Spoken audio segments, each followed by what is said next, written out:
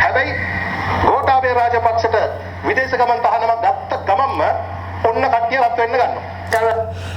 முன்னாள் ஜனாதிபதி கோட்டாபே ராஜபக்ஷவுக்கு வெளிநாட்டு பயண தடை விதிக்கப்பட்டதற்கு பிறகுதான் இதோ எல்லோரும் கொந்தளிக்க தொடங்குகின்றார்கள் என்று நீதி அமைச்சர் அர்ச்சுன நாணயக்கார குறிப்பிடுகின்றார். ඒ විනාඩිය මේ කොහොමද කියා ගන්න ඕනේ ගෞතමට. හරි එහෙම වැඩි වුණා අමාරු තාත් අපර දෙයක් හිතද. එතකොට ඒ කේන්ද්‍රීය ඉන්නේ මේ වෙලාවේ. ඇයි ඒ දවස් 90ක් මොකද නැහැ. සල්ලි ඩොලර් කැම්පී වහමුණ නියමයි. දැන් රාබුයි බද. ඒ සත්‍යග්‍රහය හිටපු කට්ටිය දිහා බලන්න. 10 දෙනෙක් එකතු කරන්නේ නැහැ. කෝච්චි ස්ටේෂනේ ගමන් බිමන් යන ඊට පස්සේ කැවිලා හිටියා. පොලිසිය හිටියා ඊට වඩා. කෙසේ කොහොමද ලැබිලා තියෙනවා. හරි. thank you.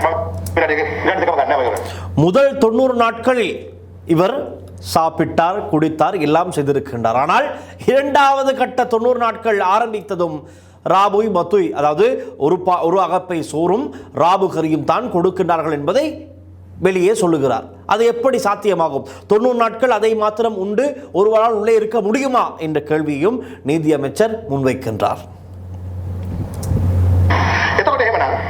තේරුම් ගන්න ඕන මේ අඳෝනාව තියෙන්නේ සලේට ආදරයකට නෙමෙයි.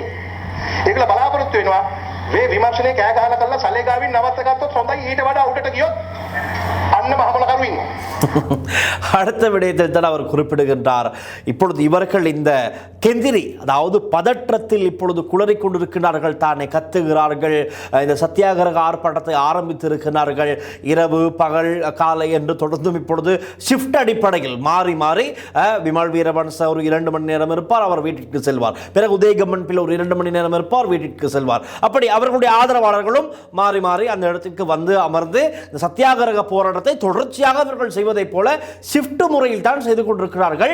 அதைத்தான் இவர் இப்படி குறிப்பிடுகின்றார். இப்பொழுது இப்படியெல்லாம் செய்ததற்கு பிரதான காரணம் என்ன?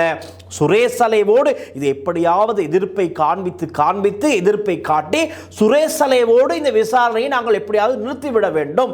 அதற்கு மேலே சென்றால் இருக்கின்றது இவர்களுக்கு பிரச்சனை. அதற்கு மேலே தான், அதாவது சுரேஷ் அலைவுக்கு மேலே நாங்கள் சென்றோமானால் பிரதான சூத்திரதாரி 2019 ஏப்ரல் 21 இலங்கையில் நடந்த அந்த மிலைத்தனமான தாக்குதலை அதிகாரத்தில் பெறுவதற்காக நடத்தப்பட்ட அந்த மிலைத்தனமான தாக்குதல் நடத்திய பிரதான சூத்திரதாரி சுரேஷ் அலைவுக்கு மேலே தான் இருக்கின்றார். ஆகவே சுரேஷ் அலைவோடு நிறுத்திவிட்டால் மேலே செல்ல தேவையில்லை.